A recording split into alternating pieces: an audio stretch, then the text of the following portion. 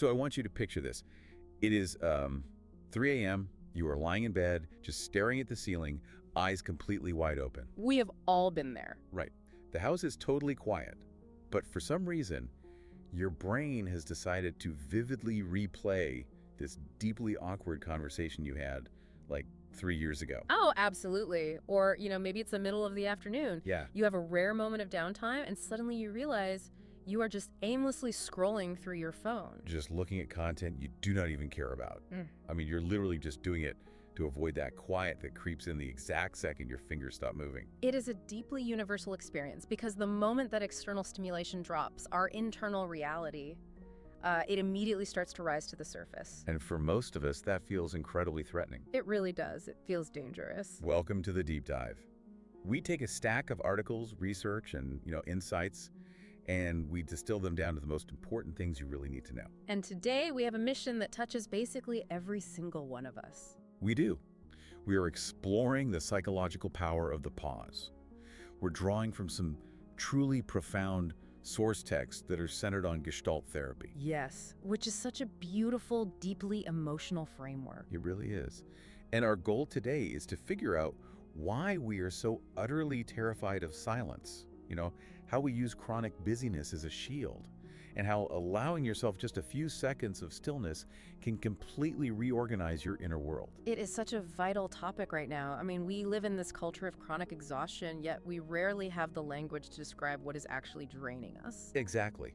So before we get into the how of pausing, I really want to understand the why. Like, why are we doing this to ourselves? That's the core question, isn't it? It is. And I'm trying to visualize what is happening when we constantly reach for our phones or, fill the silence. Okay, let's unpack this. Is our constant multitasking like tuning an old radio between stations? Oh, I like that. Like we keep turning the dial, desperately hoping for a clear signal, but we are actually just choosing to listen to the static to avoid the silence. That is a phenomenal way to look at it. You are literally choosing the static. Right, we're drowning ourselves in white noise. Yes. But I want to establish right up front, if you find yourself doing this, if you are trapped in that static, it is not a sign that you are lazy or broken or, undisciplined. That is such a relief to hear, honestly. It really is. It is a brilliant, deeply human survival mechanism. We are biologically wired to avoid pain. And silence brings pain. In the psychological realm, yes, silence can be intensely painful because it forces us to confront unfinished business. When we strip away the noise, we are left alone with the things we just haven't resolved. So naturally, we just build a wall of static to keep that discomfort away. Exactly. There is this haunting phrase that stuck with me from the source materials. It describes this dynamic so perfectly. It calls it the muffled ring. The muffled ring, yeah. It's this soft hum of a feeling or a question we just haven't let ourselves ask, because giving it space feels dangerous. It's the whisper underneath all your productivity. It is that deep, intuitive knowing that is just waiting for some space. But if you stop, you have to feel it. Right. And if you feel, you might actually have to face a truth you have spent years or maybe even decades carefully structuring your entire life to avoid. Wow. So instead of facing it, we just fill every single gap. We shove another podcast into our ears. We hunt for another productivity hack. We pour another cup of coffee. We send just one more email. It feels like modern life actively trains us to pathologize stillness. It completely does. Like a silent room is automatically labeled awkward. A gap in a conversation is uncomfortable. Yes, a moment without stimulation is judged as just a waste of time. We look at stillness as a failure of efficiency. We really do. But what's fascinating here is that when you look at how human insight actually works, treating stillness like an enemy completely undermines our ability to grow. Because we never give ourselves a chance to process anything. Exactly. We mentioned Gestalt therapy earlier, which really emphasizes the holistic connection between the mind and the body and the supreme importance of being in the here and now. Right. From that perspective, the most profound insights you will ever have in your life, those gut-level realizations that actually shift your trajectory, they do not happen during a frantic commute while you're listening to the news on double speed. They just can't. No. They simply can't. They happen during the most mundane moments, don't they? Like when you are literally just washing the dishes. Always. Or walking the dog without your headphones in. Yeah. Just staring out a window on a train. Exactly. They happen when the external noise finally subsides just enough for your inner world to surface. So it needs that space. Yes. In Gestalt psychology, true contact with yourself requires presence. When we rush from one task to the next without breathing, we are skipping a vital psychological phase called integration. Integrate. Right. We are denying our minds and our bodies the actual time required to metabolize an experience. If you never pause, life just becomes this chaotic series of disconnected fragments. Okay, wait, I love that word, metabolize. Because if you think about it physically, if you just kept eating and eating without ever letting your body digest the food, you would be incredibly sick. You would be in agony. Right. So are we basically giving ourselves chronic emotional indigestion by consuming all this experience and all this content, but never taking the pause to actually digest it? Chronic emotional indigestion is a perfect description. And what is so interesting is that this emotional indigestion has a very specific structure to it. Tell me more about that. Well, if the pause is where we digest, we have to look at what exactly is happening psychologically when we actively interrupt our own digestion. In Gestalt theory, there is a core concept called the cycle of experience. Okay, let's break that down. How is a healthy psychological digestion process supposed to work? The natural healthy rhythm has four main stages. It's awareness, mobilization, action, and satisfaction. Okay. Awareness, mobilization, action, satisfaction. Exactly. It starts with a subtle stirring in the body, like a need. Let's use a really simple physical example. Sure. You feel a pang in your stomach, that is awareness. Then you orient toward it, you think, oh, I should get some food. That is mobilization. You're getting ready to do something about it. Right. Then you walk to the kitchen and you make a sandwich. That is the action. And finally, you eat, your hunger is gone, and you feel content. That is satisfaction or completion. You feel a need, you move toward it, and you complete it. I mean, that sounds incredibly simple. It is on a purely physical level, but on an emotional level, it gets very complicated. The crucial moment is what we call the edge of contact. The edge of contact. Yes, it is the place where transformation happens. It is the exact moment you actually have to tell your partner you are hurt or admit to yourself that you are desperately lonely. But it is exactly at this edge where we tend to interrupt the cycle. Because somewhere along the line, usually back in childhood, we learn that certain emotional truths or needs were just unsafe to complete. So because it feels unsafe, we basically just hijack our own process. We do. We shut it down. Reading through the materials, seeing the different ways we do this, was a huge aha moment for me. I realized I do this constantly. It's very confronting to realize, isn't it? It really is.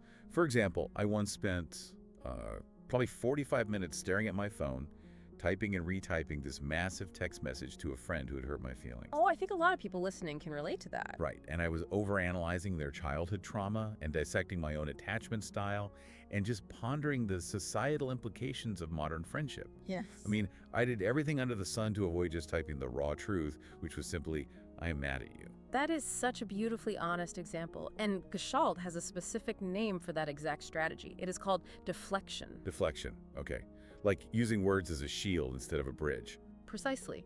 You skirt the core issue by staying safely in the realm of abstract ideas. You talk about your feelings, but you never actually step into the vulnerability of feeling them in the present moment with that person. You deflect the direct contact by turning it into a theoretical discussion. Exactly. It keeps you safe, but it keeps you entirely disconnected. Wow. Okay, so what about this scenario?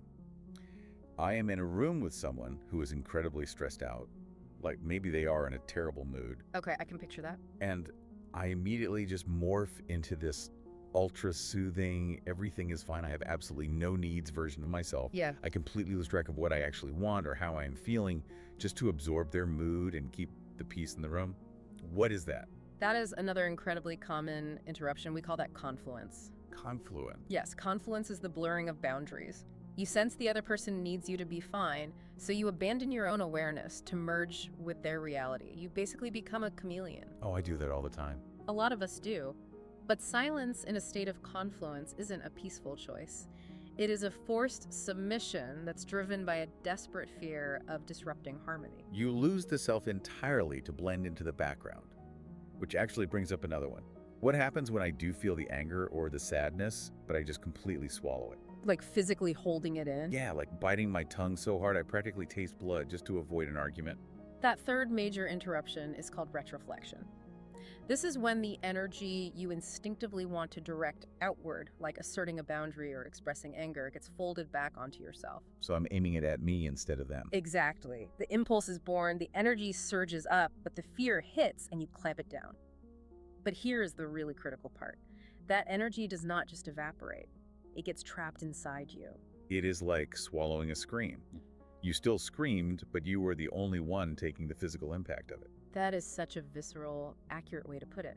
And speaking of that background blending you mentioned earlier, this brings us to a foundational Gestalt idea called figure and ground. Figure and ground? Like in art. Exactly like in art. Imagine looking at a painting. The main subject is the figure, and everything behind it is the ground. Psychologically, we organize our entire lives the exact same way. Okay, how so? Usually, we let external demands, or, Yeah.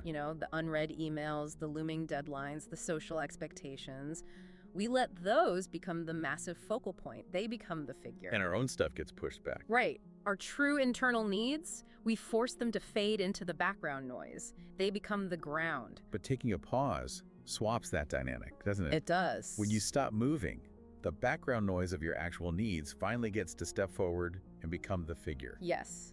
The pause disrupts the automatic habit of keeping yourself in the background. It brings you back into focus. Okay, let me push back on this just a little bit. Please do. So what does this all mean for our daily social survival? Isn't some level of confluence or retroflexion necessary just to get through a workday without bursting into tears in a Tuesday morning status meeting? I am so glad you brought that up. Because if my boss hands me a completely absurd project and I don't retroflect, if I don't swallow that scream, I'm going to yell at them and get fired. Yes, absolutely. We can't all just be raw, unfiltered, boundary-setting nerves all the time. No, and that is a vital distinction. The goal of this work and the goal of pausing is absolutely not to eliminate all interruptions and become a volatile liability in your workplace. Okay, good. So I do not have to quit my job and go live in the woods. Not at all. As you said, these are survival strategies, and sometimes you really need to survive a Tuesday morning meeting. The problem is not the interruption itself. What's the problem then? The problem is when the interruption becomes automatic, unconscious, and chronic. The true goal is awareness. Just knowing you're doing it. Exactly. If you intentionally bite your tongue with your boss because you know it is not the right time, but you are fully aware that you are angry and you process that frustration later, that is healthy adaptation. Right, that makes sense. It is when you retroflect so automatically that you don't even realize you are angry anymore. You just wonder why your jaw is locked and you have a massive migraine every single Tuesday. That is when the cycle is broken. Ah, okay, that makes so much sense. The difference between a conscious strategy and an unconscious prison. Beautifully said. And you just mentioned locked jaw and a migraine, which leads us to a really profound part of the source material.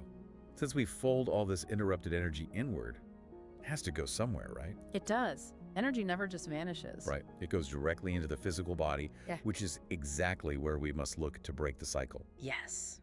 The body acts as an immaculate ledger. It keeps a perfect, unforgiving record of every unspoken word, every suppressed boundary, and every single unshed tear. We really tend to treat our bodies as mere vehicles to carry our brains from one meeting to another. We do, but your nervous system is literally holding all of that unmetabolized experience. We treat physical symptoms like they're just, broken wiring. A nuisance we need to medicate away so we can get back to being productive. Right, just fix it so I can keep going. But the sources challenge this completely. What if we viewed these symptoms as urgent signals? Like, what if a recurring headache isn't just stress, but an actual boundary? Your body is desperately drawing on your behalf because you refuse to say the word no. Yes. Or what if your profound exhaustion isn't laziness, but unwitnessed grief? What if your insomnia isn't a sleep disorder, but an inner voice that has finally resorted to keeping you awake at 3 a.m. because it is demanding your attention? It changes everything when you view the body not as a machine breaking down, but as an ally trying to communicate. It really does. It's so reframing. Because when we ignore the body's signals, the suppressed energy gets heavily distorted. And that distortion often leads to a psychological defense called projection. Projection. Looking outward to avoid facing what's inside. Exactly. Because we refuse to face the unmet needs within ourselves, we low outward. We take our own suppressed feelings and we project them right onto the people around us. Right, like I might be furious at a coworker and call them distracted and unprofessional when the truth is I am entirely disconnected from my own work. Yes. Or, I might label a partner as needy and push them away because I am deeply terrified of my own intense longing for closeness. That is a perfect example. Projection is a displacement. It allows you to judge the very thing you are suppressing. It keeps the uncomfortable parts of yourself safely at arm's length. But the cost must be huge. The cost is devastating. It destroys real intimacy, both with other people and with yourself. You can never truly connect with someone if you are only interacting with the projection of your own denied needs. So how do we break this? How do we stop projecting, stop turning on the radio static, and start actually listening to the body's ledger? The sources introduce a very powerful practice. It is called phenomenological presence. Phenomenological presence. That sounds intense. What exactly does that mean in practical terms? It is the practice of experiencing raw, unfiltered physical sensations without immediately translating them into a story or a judgment or a diagnosis. Just feeling it without labeling it. Exactly. It's simply noticing what is before the narrative mind kicks in to fix it. So instead of feeling a sensation and immediately jumping to the label, oh my God, I am having an anxiety attack, I am failing at my life, you pause. You just stop? You bring your attention to the present moment and you just notice the raw data. My hands are cold, my thoughts are moving very fast, there is a tightness in the center of my chest. Here's where it gets really interesting for me. So I am just looking at the data. I'm trying to wrap my head around this. Is it kind of like looking at the raw code of a website? Oh, explain what you mean by that. Well, imagine you load a complex web page. Yeah. Suddenly there are all these flashy graphics, warning banners popping up, loud videos autoplaying. It is overwhelming and stressful. Right. That is the I'm failing at life, everything is terrible narrative we tell ourselves. But if you right-click and hit Inspect Element, you strip all that away. You just see lines of raw text, Yeah. HTML code, and the code itself isn't inherently stressful or tragic. It is just neutral data. Tight chest, cold hands. Can we train ourselves to just look at the raw data of our bodies without immediately writing a tragic storyline about what it means? That is a brilliant analogy. Yes, looking at the raw code removes the panic of the story. You want fundamentally broken, your jaws just clenched. Wow. When you stay with the raw physical sensation and let it speak its own language, that silent moment becomes incredibly fertile. You start to see your patterns, even your anxiety, not as flaws, but as brilliant adaptive strategies that kept you safe once upon a time. But to move from just surviving to actually living, Yeah. you have to learn to tolerate looking at that raw code. Exactly. Which brings us to the ultimate hurdle. Once we get brave enough to look at that raw physical data, once we stop running away, Right. wait, how do we actually handle the uncomfortable things that inevitably surface in the quiet? Because they will surface. Right. Yeah. Because if we pause, the unfinished business is going to come knocking.